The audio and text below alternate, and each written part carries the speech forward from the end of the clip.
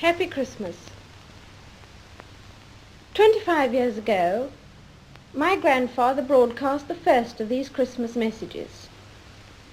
Today is another landmark, because television has made it possible for many of you to see me in your homes on Christmas Day.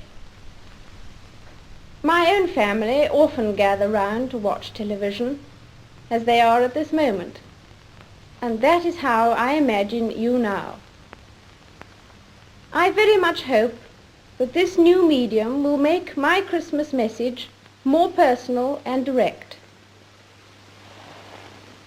It's inevitable that I should seem a rather remote figure to many of you, a successor to the kings and queens of history, someone whose face may be familiar in newspapers and films, but who never really touches your personal lives.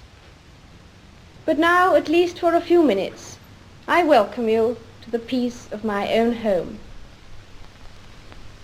That it's possible for some of you to see me today is just another example of the speed at which things are changing all around us. Because of these changes, I'm not surprised that many people feel lost and unable to decide what to hold on to and what to discard, how to take advantage of the new life without losing the best of the old. But it's not the new inventions which are the difficulty. The trouble is caused by unthinking people who carelessly throw away ageless ideals as if they were old and outworn machinery.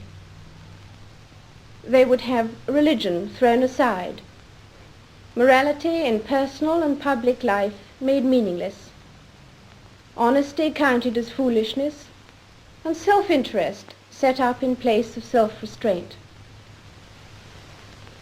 At this critical moment in our history, we will certainly lose the trust and respect of the world if we just abandon those fundamental principles which guided the men and women who built the greatness of this country and Commonwealth.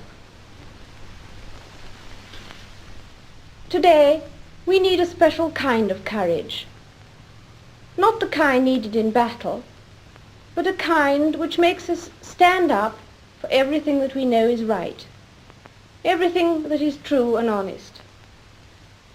We need the kind of courage that can withstand the subtle corruption of the cynics, so that we can show the world that we are not afraid of the future.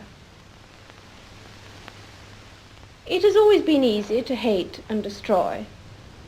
To build and to cherish is much more difficult. That's why we can take a pride in the new Commonwealth we are building. This year, Ghana and Malaya joined our brotherhood. Both these countries are entirely self-governing. Both achieved their new status amicably and peacefully. This advance is a wonderful tribute to the efforts of men of goodwill who have worked together as friends. And I welcome these two countries with all my heart. Last October, I opened the new Canadian Parliament. And as you know, this was the first time that any sovereign had done so in Ottawa. Once again, I was overwhelmed by the loyalty and enthusiasm of my Canadian people. Also during 1957, my husband and I paid visits to Portugal, France, Denmark, and the United States of America. In each case, the arrangements and formalities were managed with great skill, but no one could have managed the welcome we received from the people. In each country, I was welcomed as head of the Commonwealth and as your representative.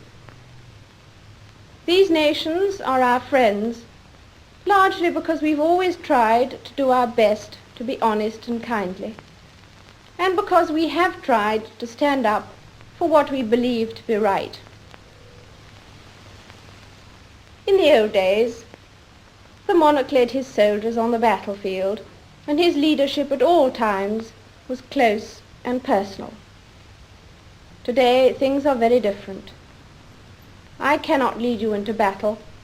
I do not give you laws or administer justice. But I can do something else. I can give you my heart and my devotion to these old islands and to all the peoples of our brotherhood of nations. I believe in our qualities and in our strength. I believe that together we can set an example to the world which will encourage upright people everywhere. I would like to read you a few lines from Pilgrim's Progress, because I'm sure we can say, with Mr. Valiant for truth, these words: "Though with great difficulty I am got hither, yet now I do not repent me of all the trouble I have been at to arrive where I am. My sword I give to him that shall succeed me in my pilgrimage, and my courage and skill to him that can get it. My marks and scars I carry with me, to be a witness for me that I have fought his battles, who now will be my rewarder."